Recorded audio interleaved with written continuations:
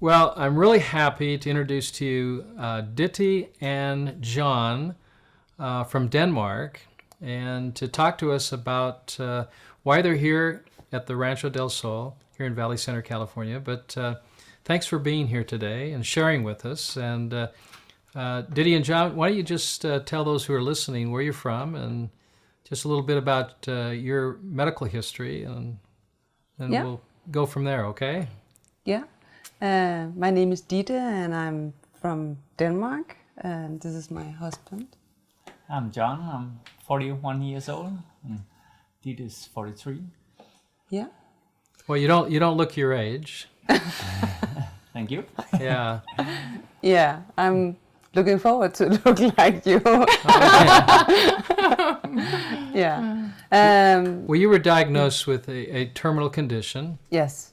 And that was really not only just overwhelming for you, because you were initially diagnosed with breast cancer. Yeah, and 1 year ago I had the diagnosis of breast cancer, and I had one breast removed and went into chemotherapy and for half a year.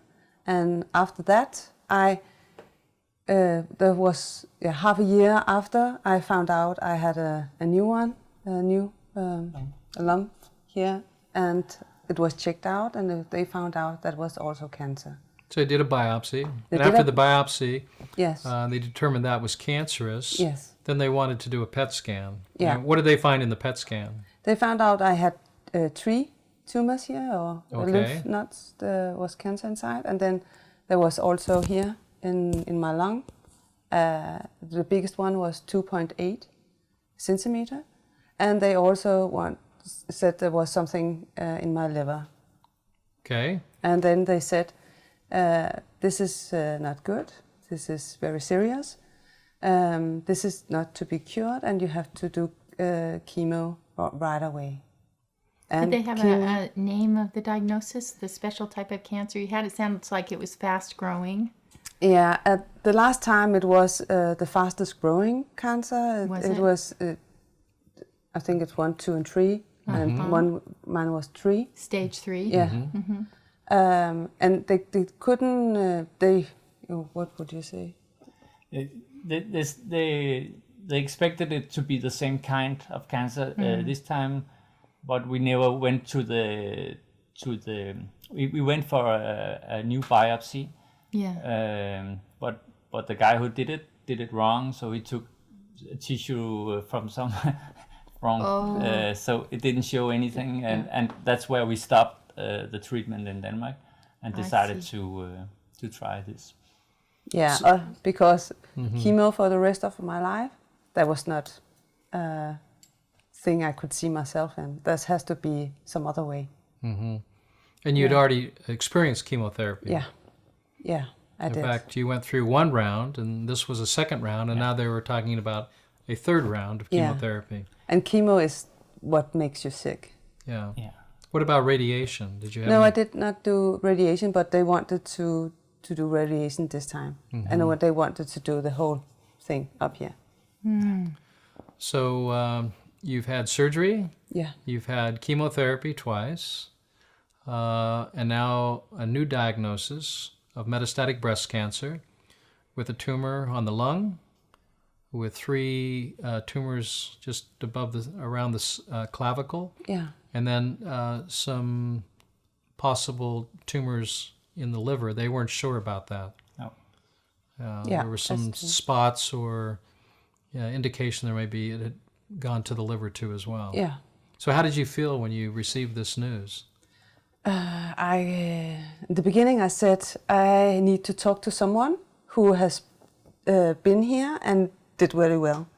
And they just looked at me and said, we can't give you a person who has done good. Wow. And then I started to cry, and she said, now I can see you get the message. Yeah. So your prognosis was you would not survive this diagnosis. Yeah. So you have some friends over there that you know too as well. Inger? Yeah.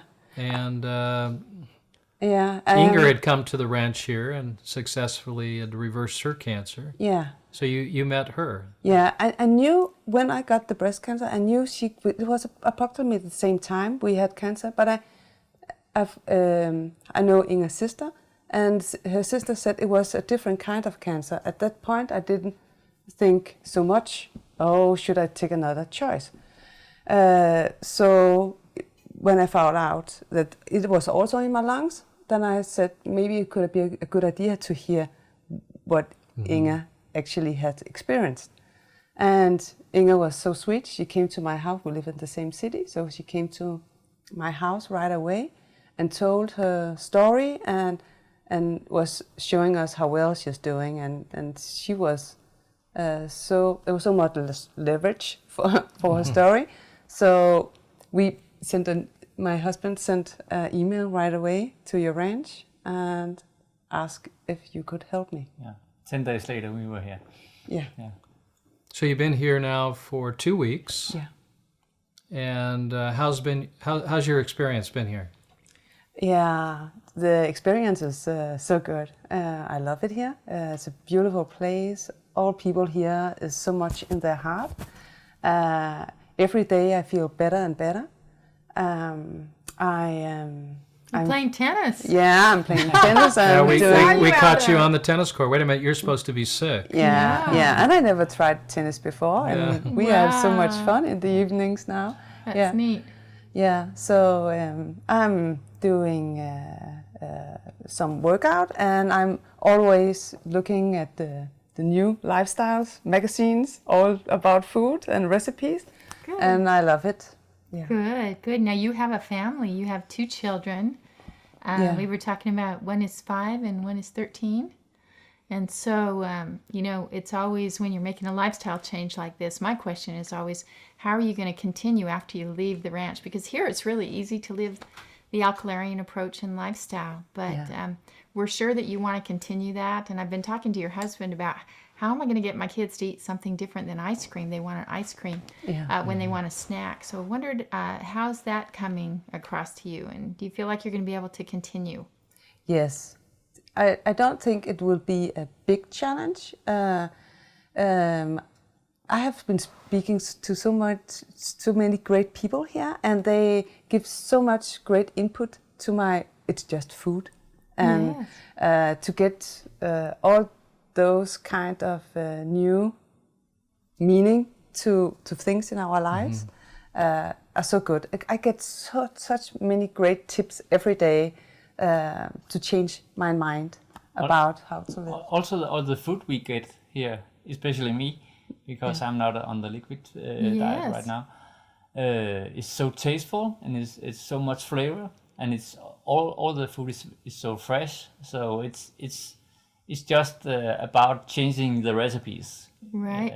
Do you feel like we've given you enough help that way in the way of DVDs and cookbooks and recipes? And, that's my side of the mission. And I've always hoped that people feel well equipped when they leave to be able to live the diet and lifestyle. And again, I was talking to you earlier, we really don't like to call it a diet because this isn't something that we go on and off. This is a way of life. And Rob and I have been having shakes and juice for breakfast for years now. We just wouldn't know what else to do in the morning, And so I just want to tell you how much fun it's been to exercise with you in the morning. I've seen you just get so strong, and it's we already really fun. Talked about when we get home, we need to develop our own. Yes. And make our own cookbook in Danish, alkaline, because people need to hear this. Yeah. Convert the recipes and make them alkalarian and pass it on. Right. That's helpful. We're on our way to India, and they're doing the same thing. They're taking the recipes and adding Indian spices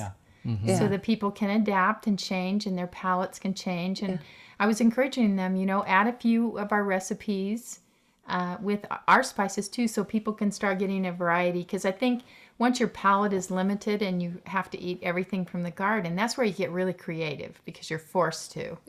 So also sometimes it's just about techniques, we talked about how you find something to binder in the food. Yes. You will use eggs, right? But since eggs is very acidic, you need to find something else. Exactly. And the trick with using flax seeds, yes, and grinding combined them. with water, is about the same texture and it's doing the same job, and it's healthy. Exactly. So why eat it? And so as long as you have these answers, it's a great lifestyle to live. It's easy to live. You can do it while you travel. Robert and I went out to dinner, even at one of the casinos here the other night. We were able to get beautiful grilled asparagus, tomatoes, beautiful salads, beets, spinach, walnuts, and we feasted. And every once in a while, I get a person saying, "Oh, this is so hard," and it's not hard. It's really easy. It's really easy. So you've been eating this way now for how many weeks? 2 weeks, yeah. 2 weeks, yeah. Okay. Because I started a little bit earlier before. Yes. When I talked to Inga, she said, "No more this, no more this, this and this and this and this." And Right. so she I was good. yeah. She, 10 days before we went here, she did it. She got you. And totally. when you first came here, we looked at your blood, Yeah. and you had a thermography, and you also had an ultrasound of the whole thoracic or upper thoracic or chest area, abdominal. And how did that look when we first looked at your blood and we did the necessary tests? What did we find? How did your blood look? Oh, it wasn't that good. It was attacked cells. A lot of target cells. Yeah. Yeah. Okay, it wasn't that great, and we also found something that the doctors had found using the ultrasound. We found 2 nodules on your thyroid, Yeah. and we also found a cyst on one of the ovaries. Yes. It was quite large too, as well. And now that you've been here for 2 weeks, in fact, before you came, you could actually feel these tumor masses. Can you feel them anymore? No, actually no. I cannot feel them. No. And so the ultrasound has shown what has happened to them. They have been shrinking a lot, so they are 0.5 centimeters. Right. And, they were, I think the largest one 0.8. for 1 week ago. It was 0.8, but when it was in Denmark, they were very bigger. They were Yeah, bigger. a lot bigger. Yeah. But now you can't even feel them. Now I can't even feel Yeah. them. Yeah. So I'm sure you're elated about that. Yeah. Yeah. And even the cysts shrank. Yes. And we couldn't find anything in the lung, and we couldn't find anything in the liver. Yeah. Wow. And so Yeah. that's incredible news Yeah, in such it a is. short period of time. Yeah. I mean, I'm always amazed at how fast a lifestyle like this can make a difference in something as serious as metastatic cancer that's of course been pronounced as terminal. Yes. Yeah. So how does that make you feel? I have a new life now. Yeah. Very privileged. Yeah. Yeah. I think we feel very privileged that we found this place and found out about this lifestyle and I mean when you start a new lifestyle you get like a boost in like this the treatment is like a boost in the lifestyle and to see the results that fast is just what's instantly convince you that this is the right thing. I mean, it feels right, but seeing the proofs as well just makes it also makes you know that it's right.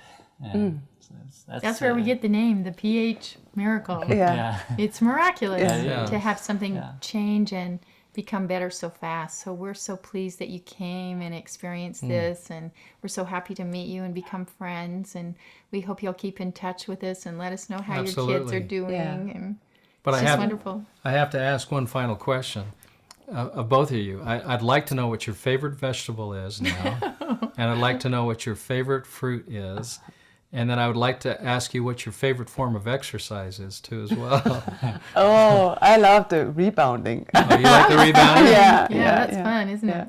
Yeah. And I love the avocado.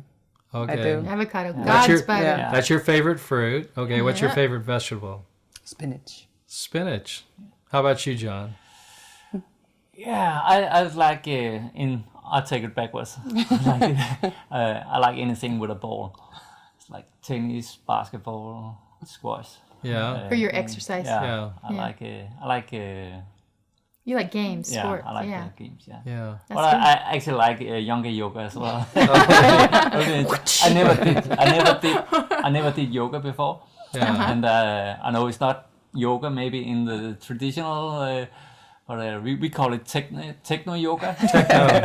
Yeah, hip hop yoga. Yeah, that's I really like that as well. Well, that's good. Yeah, we have fun, don't we? Yeah, so much fun. You like the music down there with our son doing the music? Yeah, it's so good. Really so makes good. you want to move and sweat. Yeah, I love his humor. Yeah, it's how it should be, with a big smile. Yeah. And what's your favorite vegetable and fruit, John? Favorite vegetable would be broccoli. Broccoli, okay. or spinach. Combination of spinach and broccoli. I love carrots as well. Yeah. Great. How about fruit? Fruit, I'm working on that one. At the moment, it would probably will be one of the sugar ones. You're talking about grapefruit? Yeah, I love your grapefruit. Okay. Well, that's all grown here, you know. I love you. I never liked grapefruit anywhere. Before I tasted your grapefruit, is amazing. It's not bitter like when you buy grapefruits in Denmark. They are very bitter, and we need to find a way to grow grapefruits. We will move to. Well, it's all in the water. That's our secret. Yeah, it's all in the water. It's very, very good. I would say, that must be my new favorite. The younger grapefruits. Alrighty. Well, thank you so much for coming to the ranch, and thank you. Thank you. And we look forward to hearing from you again and all your great success, and I know we'll see you again. If not here in San Diego, definitely over in Denmark. Yeah. Yeah. Love to so see good. you. Yeah. Yeah. Thank you. Yeah. Thank you. Thank you.